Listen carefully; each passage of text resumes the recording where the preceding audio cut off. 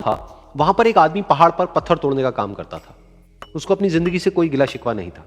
पूरा दिन वो काम करता, मेहनत करता, दिन के एंड में जो थोड़ा बहुत पैसा मिलता वो जा करके अपने परिवार के साथ में थोड़ा सा टाइम स्पेंड करता और चैन से सो जाता। तो एक दिन रोज की तरह वो अपना काम खत्म करके अपने घर की तरफ जा रहा था, तो रास्ते में चलते चलते उसके मन में एक ख्याल आया कि ये भी कोई जिंदगी है कि सुबह से शाम तक मैं पत्थर तोड़ने का काम करता हूं और एंड में मेरे को थोड़े से पैसे मिलते हैं, जिसमें मुश्किल से मेरा और मेरे परिवार का गुजारा हो पाता है। काश कुछ ऐसा हो जाए कि कहीं से मुझे कोई ऐसी शक्ति मिल जाए कि जो भी मैं चाहता हूं वो सच हो जाए। वो अपने घर पर गया, उसने खाना खाया, लेकिन उसका ध्यान खाने की तरफ नहीं था। उसके दिमाग में यही ख्याल चल रहा था। उसके बाद में वो यही सोचते सोचते सो गया। फिर नींद आने के कुछ देर बाद उसको एक सपना आया। सपने में उसने देखा कि रोज की तरह वो अपना काम खत्म करके अपने घर लौट रहा था। रास्ते में उसने एक बहुत ही बड़ा घर देखा और उसके मन में आया कि काश ये घर मेरा होता और मैं इसका मालिक होता। और उसके सोचते ही वो उस घर का मालिक बन गया। उसको यकीन ही नहीं हो रहा था कि जो उसने सोचा वो बन चुका है। लेकिन उसकी खुशी ज्यादा देर नहीं टिक पाई, क्योंकि उसको एकदम से एक शोर सुनाई दिया। उसने अपने घर के बाहर देखा कि एक बहुत बड़ी रैली निकल रही है, जिसमें बीचों बीच एक पॉलिटिशियन है जो ऐसे ऐसे हाथ हिला रहा है। और वहां पर जितने भी लोग खड़े थे सब उसके नाम के नारे लगा रहे थे, उसके आगे हाथ जोड़ करके खड़े थे, सब उसको देखने के लिए तड़प रहे थे।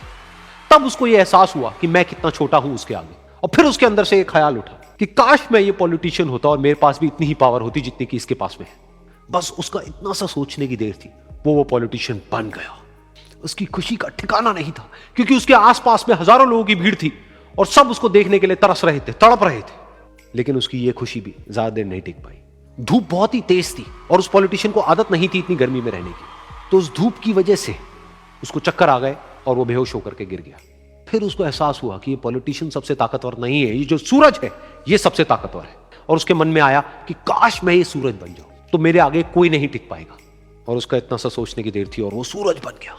और वो खुशी से पागल हो गया, क्योंकि पूरी दुनिया को वो ही रोशन कर रहा था और पूरी दुनिया में ऐसा कोई नहीं था जो कि उसकी रोशनी को रोक सके। लेकिन उसकी ये खुशी भी ज्यादा देर टिक नहीं पाई, क्योंकि कुछ ही देर बाद आसमान में कुछ काले बादल आए जिन्होंने कि उस सूरज की रोशनी को रोक दिया। फिर उसको यह एहसास हुआ कि इस दुनिया में ऐसा भी कोई है जिसमें दम है उसकी रोशनी को रोकने का। और उसके मन में एक ख्याल उठा कि काश मैं वो बादल बन जाऊं। और वो बादल बन गया और आसमान में उड़ने लगा। उसको ऐसा लगा कि मैं आसमान में उड़ रहा हूं और अब मैं जहां चाहे वहां जा सकता हूं। लेकिन कुछ देर बाद वहां पर एक बहुत तेज हवा का झोंका आया जो कि उन बादलों को उड़ा करके ले गया।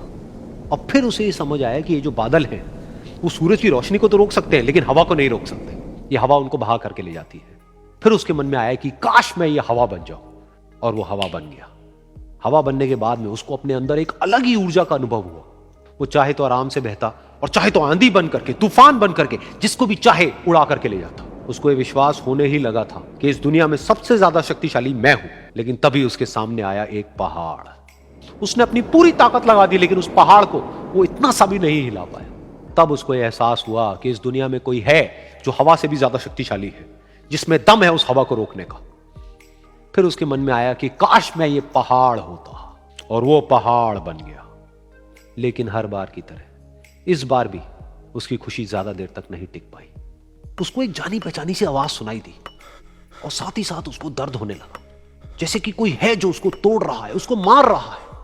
तो दर्द से वो चीखने लगा और उसके मन में आया कि काश मैं वो बन जाऊं क्योंकि इस पहाड़ को तोड़ने का दम रखता है। लेकिन इस बार उसकी ये ख्वाहिश पूरी नहीं हुई। वो रोने लगा, चीखने लगा, चिल्लाने लगा। उसने अपनी पूरी जान लगा दी, लेकिन इस बार वो नहीं बन पाया। उसका दर्द बढ़ता ही चला जा रहा था और दर्द की वजह से एकदम से उसकी नींद खुली और सामने शीशा था। उसने शीशे में देखा और उसको समझ आया कि सपने में मैं वो क्यों नहीं बन पा रहा था जो मैं बनना चाहता था, क्योंकि असलियत में मैं वो ही हूं।